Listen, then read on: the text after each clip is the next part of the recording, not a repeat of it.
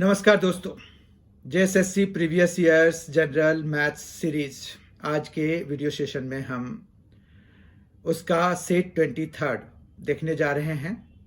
झारखंड कर्मचारी चयन आयोग द्वारा आयोजित परीक्षा में पूछे गए प्रश्नों का यह संग्रह है और ये उन संग्रहों का 23वां संग्रह है, 23वां पेपर है। इस तरह के 22 पेपर्स हमने ऑलरेडी डिस्कस कर लिए हैं।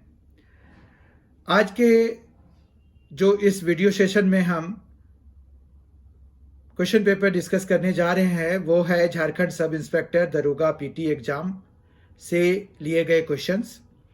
झारखंड उप निरीक्षक दरोगा प्रारंभिक परीक्षा जो कि 25 अगस्त 2017 से 6 सितंबर 2017 के बीच आयोजित किए गए थे। थोड़ा पुराना हो गया है, लेकिन अभी भी ये जेएसएससी या एसएससी या किसी भी स्टेट एसएससी एग्जाम के लिए प्रासंगिक हैं, रेलिवेंट हैं। मतलब ये क्वेश्चंस ऐसे हैं जो कि आपको कभी भी पूछे जा सकते हैं। और मैथ्स के लिए एक बात ये भी है कि मैथ्स का कोई भी पेपर हो, वो कोई भी क्वेश्चन हो, वो पुराने नहीं होते, क्योंकि कभी भी पूछे जा सकते हैं। ये करंट अफेयर्स से उलट है, क्योंकि करंट अफेयर्स में कोई भी चीज़ जो है वो पुरानी हो जाने के बाद उसके आने की संभावना बहुत कम हो जाती है। लेकिन मैथ्स में कभी भी पुराने क्वेश्चंस भी सर उठा करके आपके साथ आपके सामने आ सकते हैं। इसलिए ये सेट भी बहुत इंपॉर्टेंट है बाकी सेट्स की तरह। 22 सेट्स ऑलरेडी आ चुके हैं, ये 23rd सेट है। अगर आप सबों में से किसी ने उनमें से कोई वीडियो नहीं देखा है तो आप जो है MNC एजुकेशन के प्लेलिस्ट में, जो कि एसएससी के लिए मैथमेटिक्स क्वांटिटेटिव एप्टीट्यूड के लिए जो प्लेलिस्ट बना हुआ है, वो जाकर के उसमें से देख सकते हैं। उसमें जेएसएससी के प्रीवियस ईयर क्वेश्चंस सेक्शन में जाकर के आप जो है इन क्वेश्चंस पे, इन सेट्स को देख सकते हैं। वहां पर एसएससी के भी 25 सेट्स हैं प्रीवियस ईयर के, जो कि मार्च 2020 में आयोजित किए गए थे। टायर 1 का जो एग्जाम मार्च 2020 में आयोजित किया गया था, उनके भी पूरे सॉल्यूशंस हैं और लिंक आपको डिस्क्रिप्शन बॉक्स में प्रोवाइड कर दिया गया है। तो आप उस लिंक को क्लिक करके क्वांटिटेटिव एप्टीट्यूड के एसएससी प्रीवियस ईयर के, जेएसएससी के प्रीवियस ईयर्स के क्वेश्चंस वहां से देख सकते हैं। एसएससी के टायर 2 के भी सेट्स अपलोड किए जा रहे हैं, तो वो भी आप वहां पर देख सकते हैं। मतलब क्वांटिटेटिव एप्टीट्यूड के प्रीवियस ईयर के क्वेश्चन के साथ साथ वहां पर नए क्वेश्चंस भी आपको दिए जाएंगे और वो चैप्टर वाइज भी बहुत ही जल्द आपको वहां पर मिलेंगे वीडियोस। तो आप जो है MNC एजुकेशन के क्वांटिटेटिव एप्टीट्यूड वाले प्लेलिस्ट पे जाएं और वहां पर से आप क्वांटिटेटिव एप्टीट्यूड की तैयारी अपनी पूरी कर सकते हैं, अपने आप को असेस कर सकते हैं कि आपकी तैयारी कहां तक हो गई है। और इसमें नई जानकारी भी मिलेगी और साथ ही पैटर्न का भी पता चलेगा कि किस तरह के क्वेश्चंस पूछे जा रहे हैं। बिना देरी किए आइए आज के सेशन की शुरुआत करते हैं। आज का पहला क्वेश्चन है, which is the closest approximation to the product 0.3333 into 0.25 into 0.499 into 0.125 into 24। अब देखिए, ये कह रहे हैं क्लोजेस्ट अप्रोक्सीमेशन, ठीक है। तो हम जो है 0.333 को 1/3 लिख सकते हैं, इंटू 0.25 को हम 1/4 लिख सकते हैं, जबकि 0.499 ये 0.5 के पास है, जो कि अगर हम फ्रैक्शन की तरह लिखें तो 1/2 लिख सकते हैं, जबकि 0.125 को हम 1/8 लिख सकते हैं और इनटू में 24 है हमारे पास। तो अगर आप देखें तो ये 3 और ये 8, ये 24 को कैंसिल कर देगा, क्योंकि 3 8 जा क्या होता है 24 होता है, तो इस तरह से ये कैंसिल हो गया। तो आपके पास यहाँ पर जो अप्रोक्सीमेशन है वो बहुत ही आराम से जल्दी मिल जाएगा, जो कि 1/8 के बराबर है। और ऑप्शन वाइज हम डी को क्लिक करेंगे, डी को टिक करेंगे। ठीक है, समझ में आ गया। तो अप्रोक्सीमेशन, क्लोजेस्ट अप्रोक्सीमेशन निकालना था, तो हमने यहां पर उसके बदले में फ्रैक्शंस डाल दिए, क्योंकि ऐसे अगर आप मल्टीप्लाई करने जाएंगे तो वो बहुत लंबा लेंदी हो जाएगा। ठीक है, क्वेश्चन नंबर 2 देखते हैं। क्वेश्चन नंबर 2 है, a man has certain number of oranges out of which 13% were bad, 75% of the rest were sold and he was left with 2610 oranges. How many oranges did he has initially? मतलब अगर हम हिंदी में इसको समझने का प्रयास करें तो उसके पास, किसी आदमी के पास कुछ ऑरेंजेस थे, certain number of oranges, out of which 13% जो है खराब थे। तो खराब चीजों को तो बेचेंगे नहीं वो, अगर ये ऑनेस्ट है तो। पर मैथमेटिकली हम ये अज्यूम करते हैं कि ये ऑनेस्ट है। तो 75% ऑफ द रेस्ट उसने बेचा, और उसके बाद उसको फिर भी बचा हुआ है उसके पास 2610, मतलब 2610 ऑरेंजेस उसके पास फिर भी बचे हुए हैं। तो इसको अगर हम सॉल्व करने के हिसाब से देखें तो चूंकि 13% तो बैड थे, तो उसके पास मतलब 0.87, क्यों? क्योंकि 1 माइनस 0.13, 13% के लिए हम क्या 0.13 ले सकते हैं।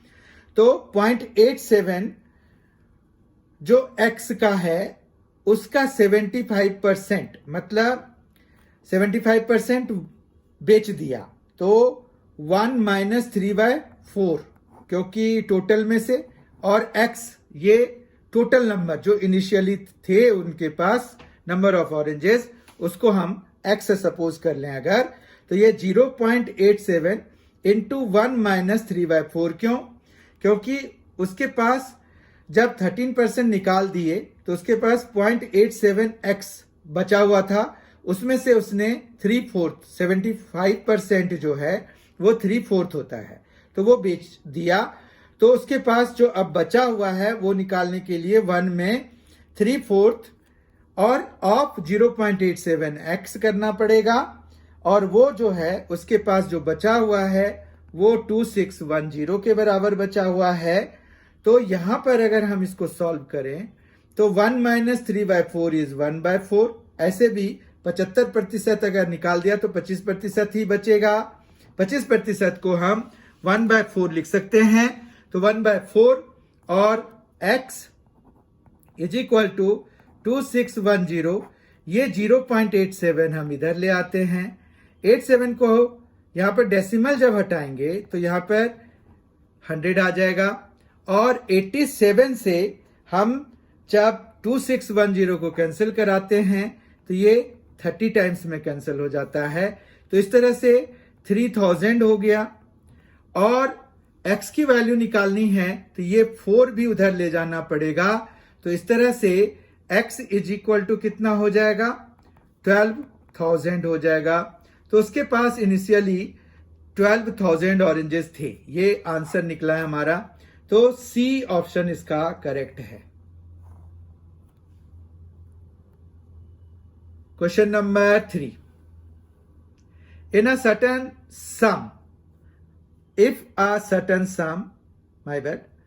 a certain sum amounts to 10,800 rupees in 2 years, 11,200 in 3 years, find the principal if simple interest rate is applicable. SI simple interest लगा हुआ है।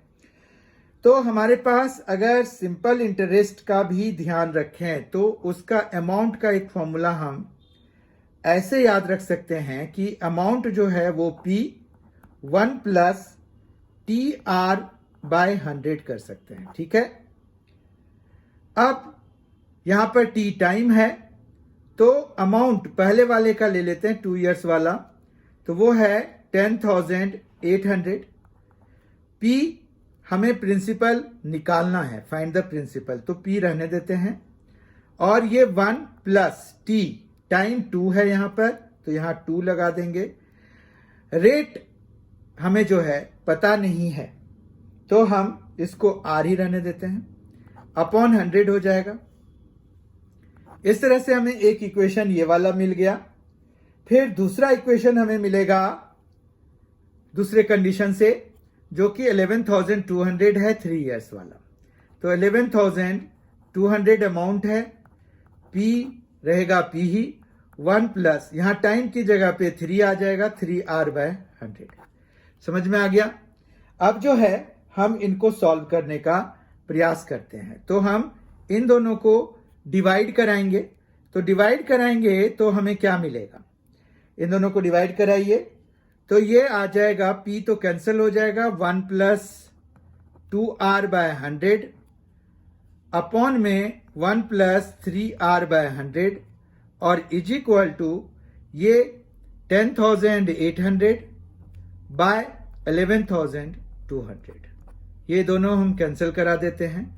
108 बाय 112 है, तो ये जब कैंसिल कराएंगे तो ये 27 और ये 28 हो रहा है। ठीक है, इस तरह से हमारे पास ये एक इक्वेशन बन गया।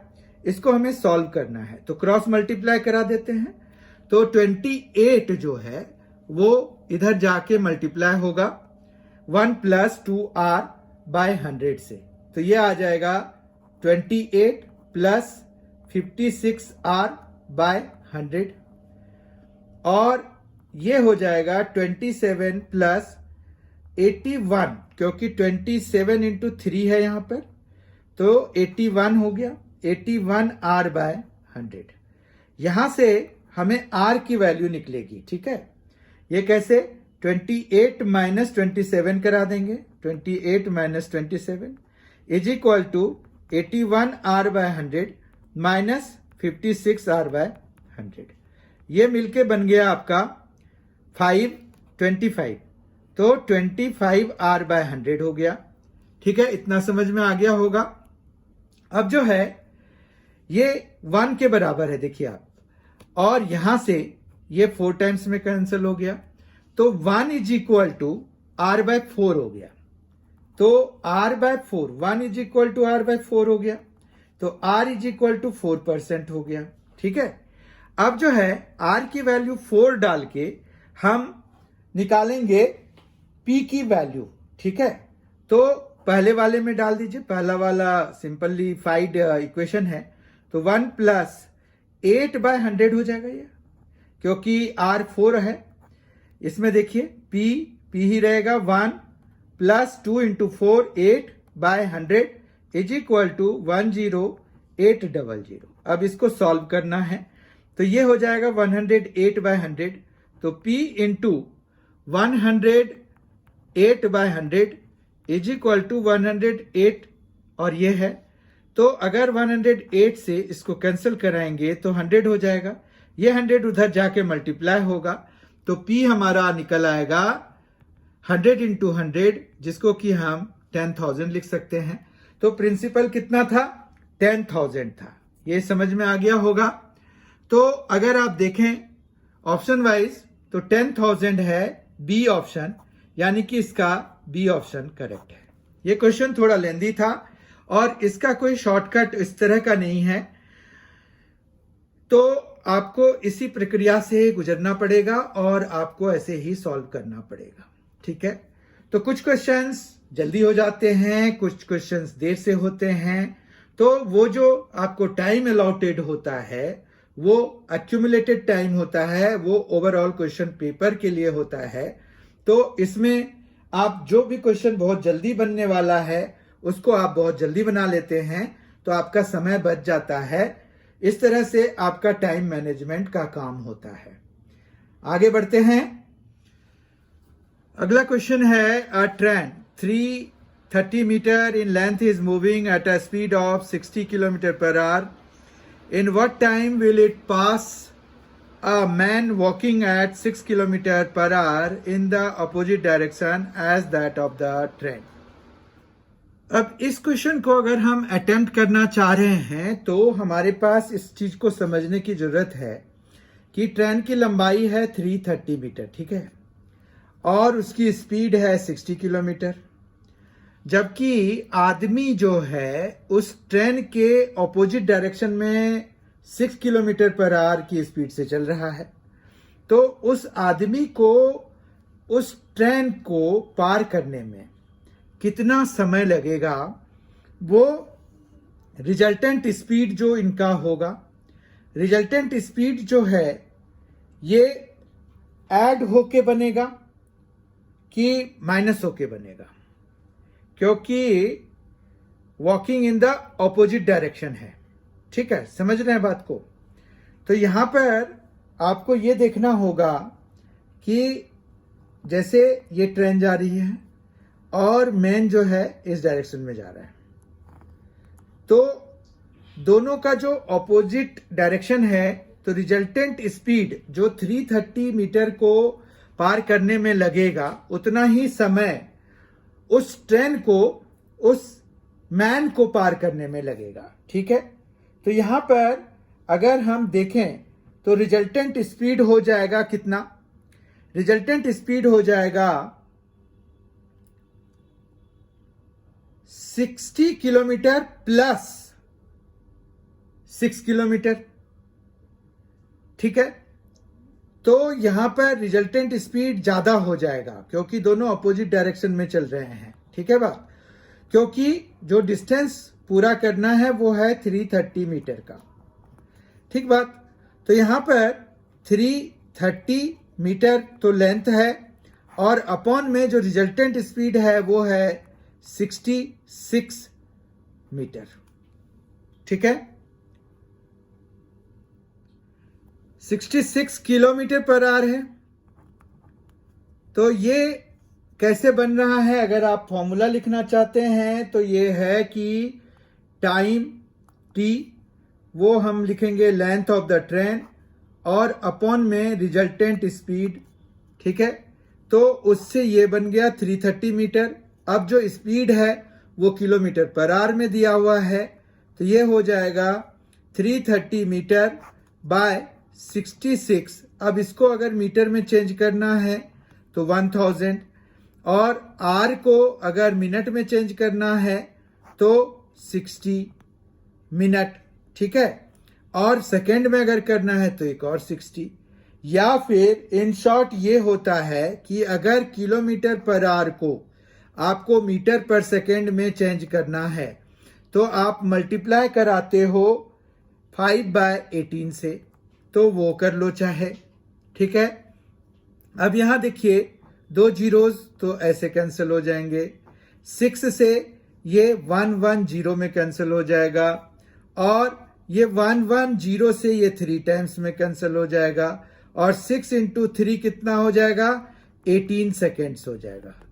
तो मतलब ये हुआ कि उस ट्रेन को जो कि 60 किलोमीटर पर आवर की स्पीड से चल रहा है, 6 किलोमीटर पर आवर के स्पीड से चलने वाले आदमी को जो कि opposite direction as that of the train चल रहा है, तो उसको कितना लगेगा, 18 सेकेंड्स पार करने में लगेगा, जो कि उसको अपने लेंथ को पार करने में रिजल्टेंट स्पीड के हिसाब से जितना सेकेंड लगेगा उतना सेकेंड उसको, उस बंदे को, उस मैन को पार करने में लगेगा। तो करेक्ट आंसर है इसका बी। अगला क्वेश्चन देखते हैं।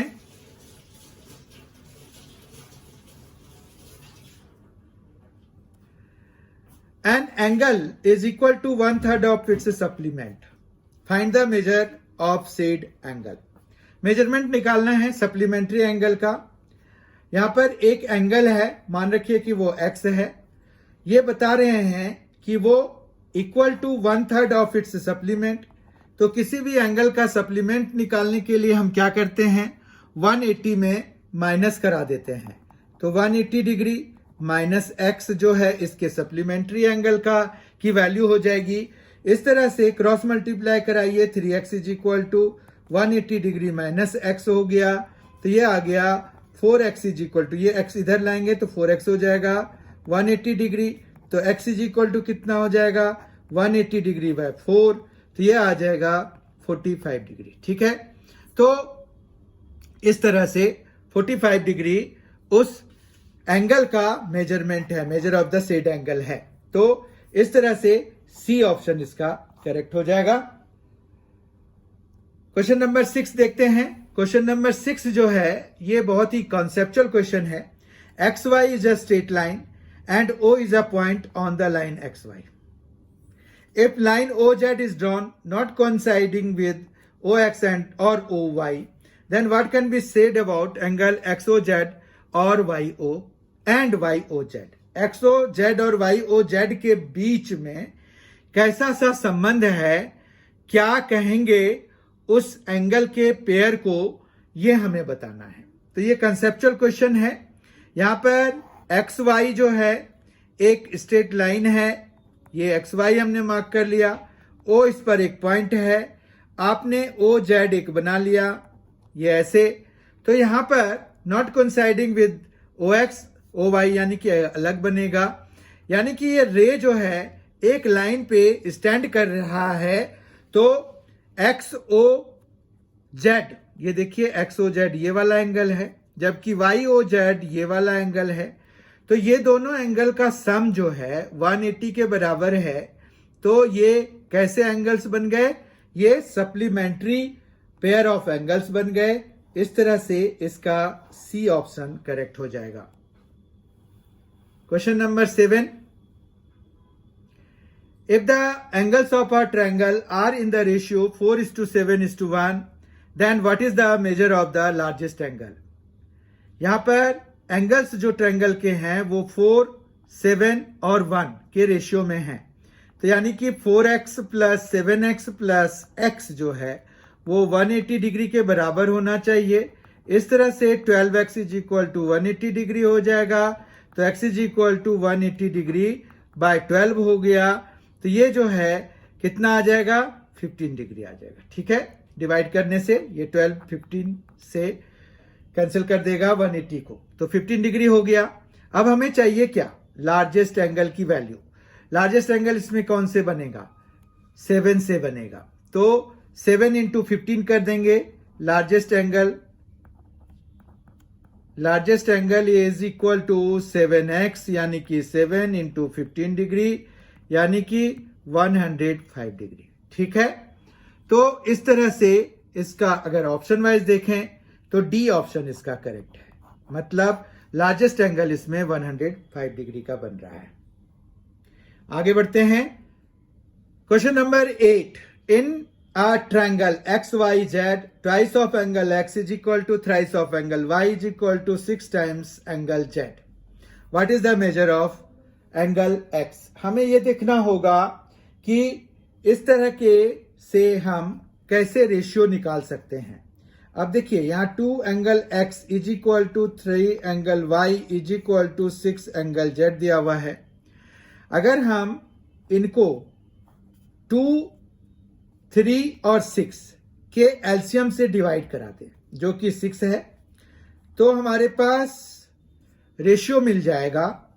यहां पर देखिए ये 3 आ गया, ये 2 आ गया और ये 1 आ गया। ठीक है, तो हमारे पास angle X by 3 equal to angle Y by 2 is equal to angle Z by 1। अब अगर हम इसको K मान लें, ठीक है, K मान लेते हैं, तो यहां पर एंगल X जो है वो 3K के बराबर होगा, एंगल Y 2K के बराबर होगा और एंगल Z जो है वो K के बराबर होगा। अब ये किसी एक ट्रायंगल के एंगल्स हैं, तो 3 + 2 + 1 मतलब 6K किसके बराबर हो जाएगा, 180 डिग्री के बराबर। कैसे हो जाएगा, ASP से, एंगल सम प्रॉपर्टी से। तो K इज इक्वल टू क्या हो जाएगा, 180 डिग्री बाय 6, यानी कि 30 डिग्री हो जाएगा। अब हमें एंगल X की वैल्यू निकालनी है। एंगल X की वैल्यू है 3K के बराबर। तो 3 × 30 मतलब कितना हो गया 90। ठीक है, यहां से एंगल x की वैल्यू हो जाएगी angle x is equal to 3K, तो ये हो गया 3 इंटू 30 डिग्री यानी कि 90 degree. Option wise C option इसका करेक्ट है। Question number 9, a group of 720 men have enough food for 10 weeks at the rate of 5 kg per man per day. If some more persons join the group, food would last for 8 weeks at the rate of 4 kg per man per day. Find the number of persons joining the group. अब देखिए यहां पर initially कितना food था, अगर ये पता करना है तो 720 है। ठीक है, उसके बाद जो है 10 वीक्स और रेट क्या है, उनके खाने का जो रेट है वो क्या लेंगे हम, तो यहां पर है 10 वीक्स तक चलेगा। कब, जब वो 5 kg पर डे के हिसाब से खा रहे हैं।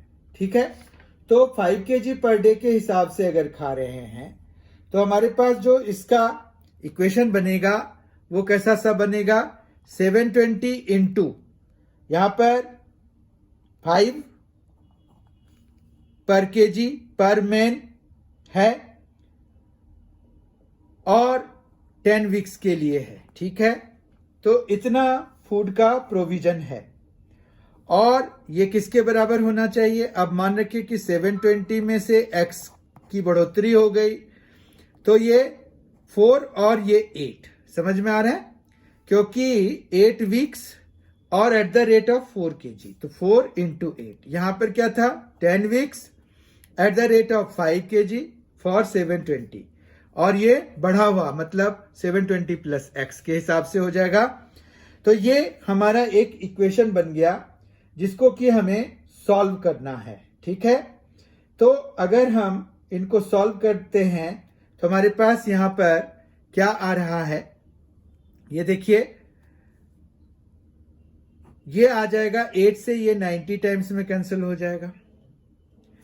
4 से अगर करें तो 2 2 जा 4, 2 5 जा 10, जबकि 2 45 जा हो जाएगा।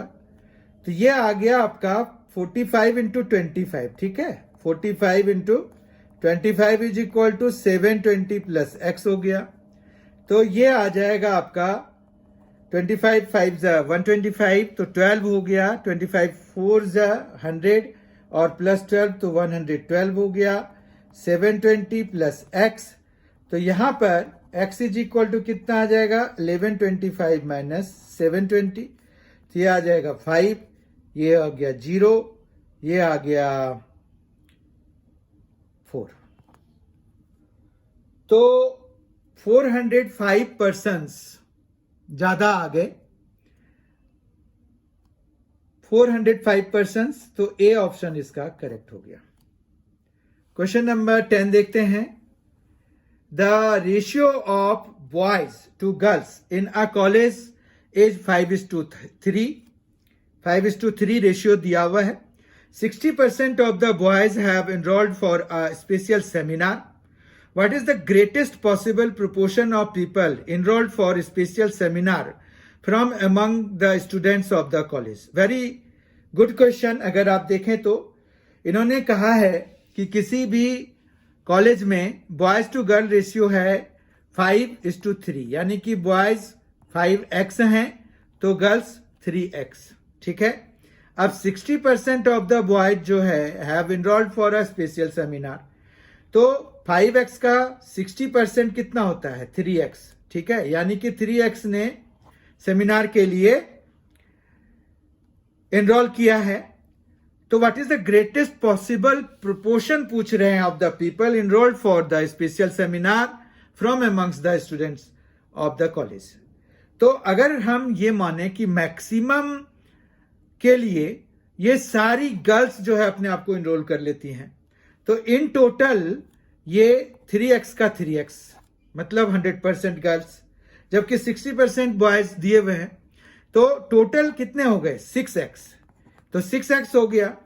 और ये जो है हमारा है 8x टोटल, स्टूडेंट्स इनिशियली, और इनरोलमेंट के बाद मतलब 3x इसने, और हमने ये सपोज कर लिया कि ग्रेटेस्ट पॉसिबल प्रोपोर्शन के लिए गर्ल्स 100% कर सकती हैं क्योंकि इसमें कोई प्रायर कंडीशन नहीं है। तो अगर हम ये सपोज कर लें कि सारी गर्ल्स इनरोल्ड हो गई तो टोटल 6x गर्ल्स, 6x जो है स्टूडेंट्स ऑफ द कॉलेज जो है इनरोल हो गए। तो प्रोपोर्शन वाइज अगर हम देखें तो ये x कैंसिल हो जाएगा, ये 3 हो गया, ये 4 हो गया, 3/4 जो है ये 0.75 के बराबर होता है। तो 0.75 ए ऑप्शन पर है, तो ए ऑप्शन इसका करेक्ट हो जाएगा। क्वेश्चन नंबर 11 देखते हैं। Rupees m amounts to 80,000 in 2 years and it amounts to 85,000 in 3 years at the rate of r% per annum compound interest. Find the value of r. हमें r की value निकालनी है। It is very simple question. अगर हम देखें कि m है तो अमाउंट का फॉर्मूला होता है कंपाउंड इंटरेस्ट के हिसाब से 1 प्लस r/100 की पावर में 2 लग जाएगा, और ये है 80,000 के बराबर। जबकि दूसरा है m 1 प्लस r/100 और इसकी पावर में हम ले सकते हैं 3 क्योंकि 3 इयर्स के लिए है, और ये है 85,000। ठीक है, अगर हम इनको सॉल्व करें तो 3 जीरोस तो ऐसे ही कैंसिल करा दीजिए, 16 हो जाएगा ये, और ये 17 हो जाएगा। m से कैंसिल हो जाएगा, ये पूरा और ये पावर कैंसिल हो जाएगा। इस तरह से हमारे पास ये जो 1 प्लस r/100 है उसकी वैल्यू आ जाएगी 17/16। क्योंकि ये नीचे है तो यहां पर भी रेसिप्रोकल लेना पड़ेगा, तो 17 ऊपर और 16 नीचे। बहुत ध्यान से समझिए। अब जो है ये 1 अगर हम उठा के इधर ले जाएं तो यहां पर -1 हो जाएगा, तो r/100 जो है हमारा ये आ जाएगा 1/16। ठीक है, तो r की वैल्यू के लिए ये 100 हम उधर ले जाएंगे तो इंटू 100 कराएंगे, तो 100/16। अब हमें 100/16 देखना है, तो ये होता है 6.25। तो 6.25% जो है वो किसकी वैल्यू है? वो है r की वैल्यू। तो 6.25 ए ऑप्शन पर है, तो ए ऑप्शन इसका करेक्ट होगा। आगे बढ़ते हैं। क्वेश्चन नंबर 12 है number of zeros at the end of 120 factorial as. बहुत ही इंपॉर्टेंट क्वेश्चन अगर देखिए तो, और सवाल ये भी कि इसको करेंगे कैसे। अगर आप देखें तो 120 फैक्टोरियल है जो कि बहुत ही बड़ा नंबर है। तो ये 120 फैक्टोरियल का पहले आपको मीनिंग समझना पड़ेगा। इसका मीनिंग होता है कि 120 इंटू 119 इंटू 118, इस तरह से खोल के 1 तक अगर हम जाएंगे तो हमें कितने जीरोज मिलेंगे ये हमें पता करना है। बहुत ही ज्यादा है ये। तो हम इसमें शुरुआत करते हैं इधर से 1 से। तो हमारा जीरो जो बनेगा वो कैसे बनेगा? 5 के और 2 के मिलने से बनेगा। तो इस इनटू में जो प्रोडक्ट है पूरा थ्रू आउट, उसमें 2 और 5 कितनी बारी आएंगे? तो एट द मोस्ट उतने जीरोस होंगे। बहुत अच्छे से समझिए, 2 और 5 दोनों आने चाहिए क्योंकि 2 इंटू 5 तभी जाके 10 होता है। तो हम बेसिकली 2 और 5 काउंट कर लें तो हमें पता चल जाएगा। 2 और 5 के पेयर्स काउंट कर लें तो हमें नंबर ऑफ जीरोस एग्जैक्टली पता चल जाएगा कि 120 फैक्टोरियल को ओपन करने के बाद कितने जीरोस मिलेंगे हमें। लेकिन हमें यह भी पता है कि 2 के फैक्टर्स 5 के फैक्टर्स से ज्यादा होंगे। तो 2 को ना काउंट करके हम 5 वाले फैक्टर्स को काउंट कर लें तो भी हमारा काम हो जाएगा। तो हमारे पास पहला जो है 5 पे आएगा, 5 जो इसमें फैक्टर बनेगा 5 आएगा। फिर 10 में जो है एक 5 फैक्टर फिर से बनेगा, 15 में एक बनेगा, 20 में एक बनेगा, फिर 25 में 2 बनेंगे, ठीक है। फिर 30 में एक, 35 में एक, 40 में एक, 45 में एक, 50 में फिर से 2 बनेंगे क्योंकि 25 इंटू 2 हम लिख सकते हैं उसको। फिर 55 में एक, 60 में एक, 65 में एक, 70 में एक, 75 में फिर से 2 बनेंगे क्योंकि 25 इंटू 3 बनेगा। 80 में एक, 85 में एक, 90 में एक, 95 में एक, 100 में फिर से 2 बनेंगे। फिर 105 में एक, 110 में एक, 115 में एक और 120 में एक, ठीक है। इस तरह से अगर हम काउंट करें तो ये कितने हैं, 1 2 3 4 प्लस 2 6 7 8 9 10 प्लस 2 12 13 14 15 16 प्लस 2 18 19 20 21 22 प्लस 2 24 25 26 27 28। तो इस तरह से इन टोटल 28 5 वाले फैक्टर्स हैं 120 फैक्टोरियल को जब हम ओपन कर रहे हैं तो, ठीक है। तो इस तरह से इसमें 28 जीरोज होंगे जब हम 120 फैक्टोरियल को पूरा ओपन करेंगे। तो इस तरह से ए ऑप्शन इसका करेक्ट हो जाएगा। क्वेश्चन नंबर 13 देखते हैं। The sum of digits of a 2 digit number is 12. The number decreases by 36 when its digits are reversed. Find the number obtained after interchanging the digits.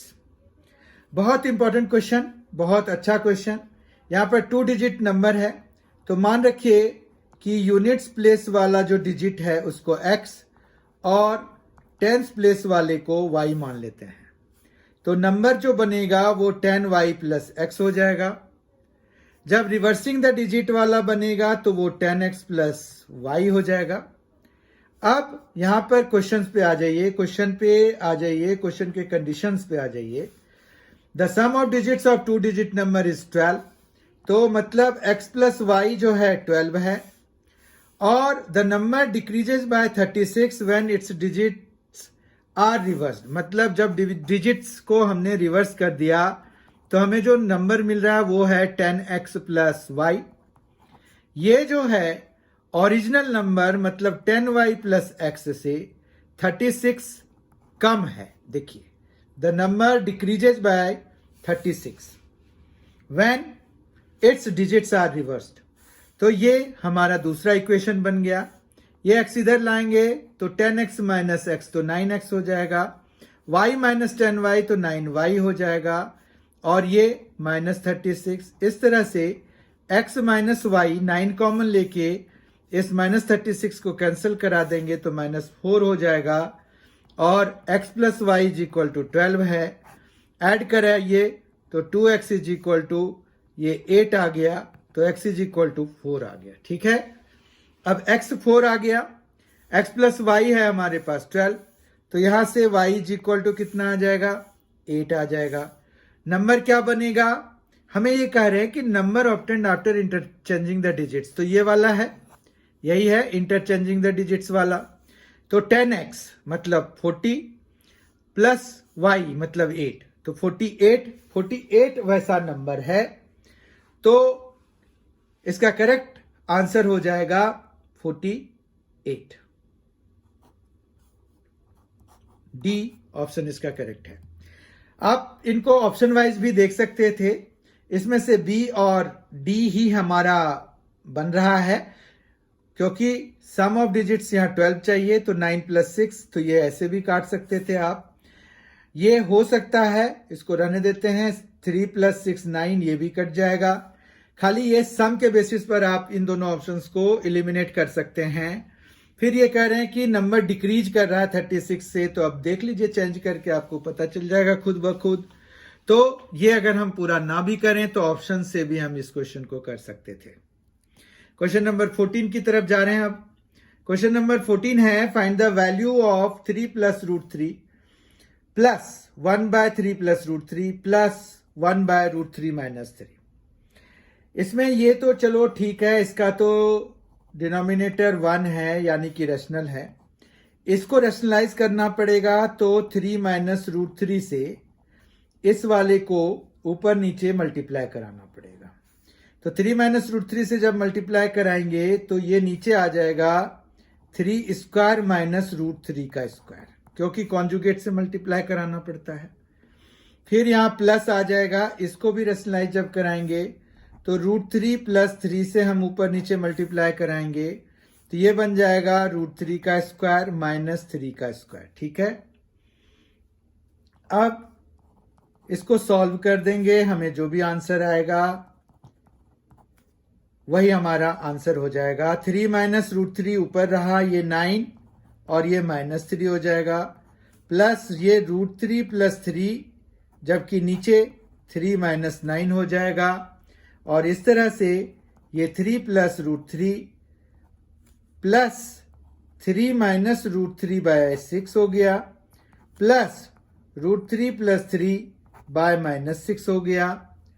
तो अगर हम LCM ले लें तो हमारे पास यहां पर क्या आएगा, 6 एलसीएम आएगा, और ये आ जाएगा 18 प्लस 6 √3 प्लस 3 - √3, जबकि ये माइनस है ना, तो यहां पर हमारा माइनस आ जाएगा, तो यह आएगा -√3 और -3। ठीक है, क्योंकि यहां प्लस है तो ये माइनस ऊपर जाके इन दोनों को ही माइनस कर देगा, तो ये 3 और ये 3 कैंसिल हो जाएगा।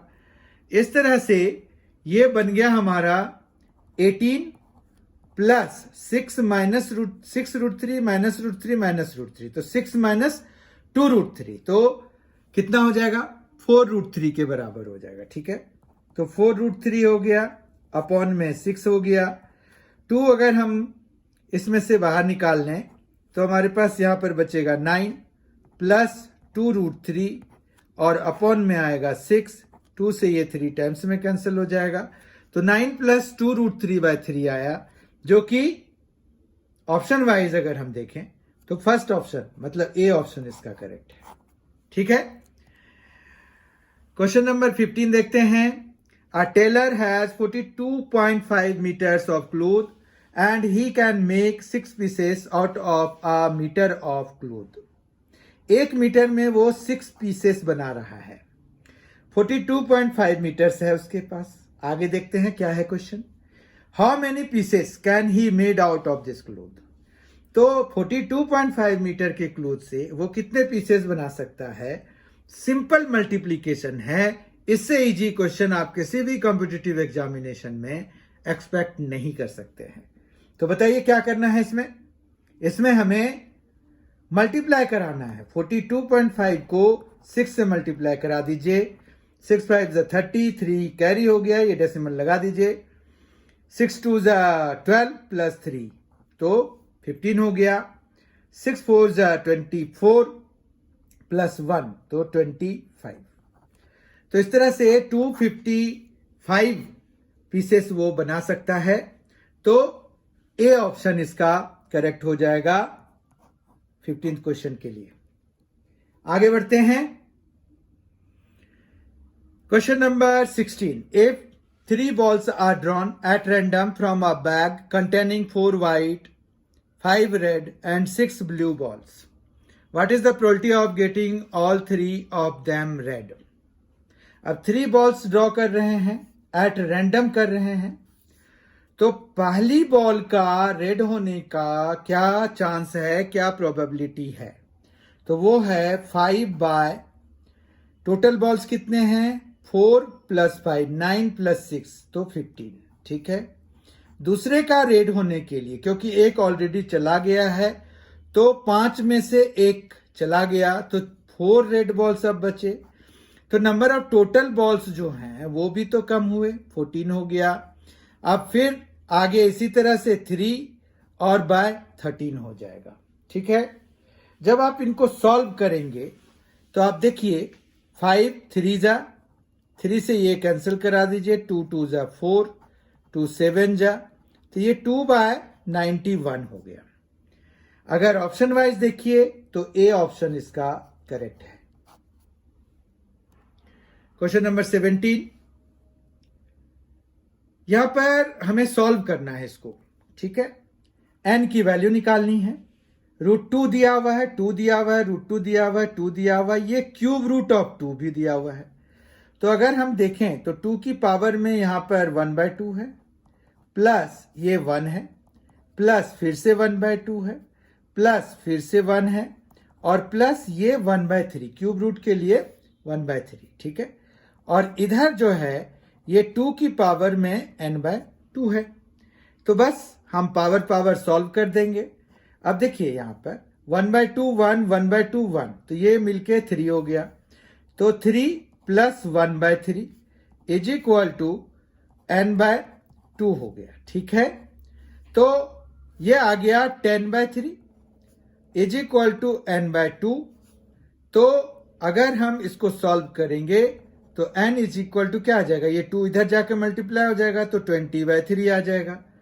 तो ऑप्शन वाइज बी ऑप्शन इसका करेक्ट हो जाएगा, 20/3 हो जाएगा। ठीक है, क्वेश्चन नंबर 18 देखते हैं। क्वेश्चन नंबर 18 है, a ship takes twice as long as to row a distance against the stream as to row the same distance in favor of the stream.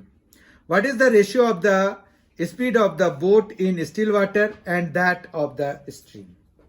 तो यहां पर अगर हम ये माने कि जो शिप की स्पीड है वो x है और जो स्ट्रीम की स्पीड है वो y है और डिस्टेंस हमारा d है मान रखिए, तो d, और अगर हम अगेंस्ट द स्ट्रीम चल रहे हैं, ये शिप अगर अगेंस्ट द स्ट्रीम चल रही है तो क्या है इसका resultant speed, x minus y. x इसकी अपनी खुद की स्पीड है जबकि y जो है स्ट्रीम की स्पीड है, और ये टाइम टेकन हो जाएगा अप स्ट्रीम के लिए। ठीक है, अब डाउन स्ट्रीम के लिए टाइम टेकन हो जाएगा d/x प्लस वाई।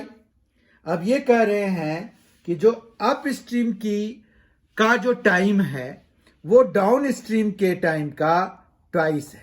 ठीक है, समझ में आ गया, 2 लगा दिया, d से d कैंसिल करा दीजिए। अब ये आ गया x plus y by x minus y, cross multiply कराएंगे तो ये चीज यहां पर आ जाएगा। ठीक है, और अभी x माइनस वाई को इधर ही रहने दिया, ये 2/1 कर दिया। अब हमें क्या चाहिए, ratio of the speeds of the boat या जो शिप है in still water, that of the end that of the stream. तो हमें x/y निकालना है, तो हम यहां पर C एंड D लगा देते हैं, अप्लाइंग C एंड D। तो कॉम्पोनेंटो एंड डिविडेंडो जब लगाएंगे तो x plus y plus x minus y upon, यही होता है numerator plus denominator upon numerator minus denominator, ये बनेगा इज इक्वल टू 2 + 1/2 - 1। तो ये y कैंसिल हो जाएगा, यहां पर भी x और x कैंसिल हो जाएगा, तो ये आ जाएगा 2x/2y, 2x/2y, 2 कैंसिल करा दीजिए, इधर आ गया 3/1। तो x/y क्या आ गया, 3/1 या 3:1 आ गया। ऑप्शन वाइज अगर हम देखें तो डी ऑप्शन इसका करेक्ट हो जाएगा, 3:1, मतलब स्पीड ऑफ द शिप लेना चाहिए। तो ये शिप और दैट ऑफ द स्ट्रीम का जो रेशियो है स्पीड का वो 3:1 है। आगे बढ़ते हैं, question number 19, 12 buckets of water fill a tank when the capacity of each bucket is 13.5 liters. ये कह रहे हैं कि एक टैंक को 12 बकेट्स मतलब 12 बाल्टियों से हम भर सकते हैं अगर हर एक बकेट की कैपेसिटी 13.5 लीटर से है। तो इससे टैंक की कैपेसिटी मिल जाएगी ना हमें, वो हो गया 12 इंटू 13.5। ठीक है, ये कैपेसिटी ऑफ टैंक मिल गया कितना, 12 इंटू 13.5 से। How many buckets will be needed to fill the same tank if the capacity of each bucket is 9 litres. तो कोई दिक्कत नहीं, 12 इंटू 13.5 इसकी कैपेसिटी है, 9 नए वाले की है, तो नंबर निकल जाएगा, वो हो जाएगा 9 से कैंसिल करा दीजिए, 3 3 जा 3 4 जा, 3 से ये कैंसिल हो रहा है, 3 4 जा 0.5, तो 4.5 इंटू 4 तो ये आ जाएगा 18। तो 18 लीटर 18 बकेट से वो फिल हो जाएगा जो टैंक है। तो डी ऑप्शन इसका करेक्ट हो गया। 19th क्वेश्चन के लिए डी करेक्ट हो गया। इसमें हमने पहले कैपेसिटी निकाल ली और फिर नए कैपेसिटी वाले बकेट से डिवाइड करके हम जो है total number of buckets required पता कर लिया। क्वेश्चन नंबर 20 और आज के सेशन का आखिरी क्वेश्चन हम देख रहे हैं। हमें इवेलुएट करना है 4.86 इंटू 25.50/5 प्लस 30। बहुत ही इजी क्वेश्चन। अगर आप देखें तो 25.50 को 5 से अगर डिवाइड कराएंगे तो यह आ जाएगा 5.1। ठीक है, अब 5.1 इंटू 4.86 अगर कराएंगे तो ये आ रहा है 24.786। ठीक है, 24.786 प्लस 30 तो है ही हमारे पास, तो ये हो जाएगा 54.786। और इस तरह से इसका करेक्ट आंसर हो जाएगा सी, 54.786। तो ये तो सिंपल क्वेश्चन था। इससे सिंपल क्वेश्चन आप एसएससी सीजीएल या एसएससी सीएचएसएल में एक्सपेक्ट नहीं कर सकते हैं। आई होप आज का ये सेशन आपको बहुत ही फ्रूटफुल लगा होगा। इसके अगले सेट के साथ मैं फिर आपके सामने में आऊंगा। Thank you so much for being with us. Thanks a lot.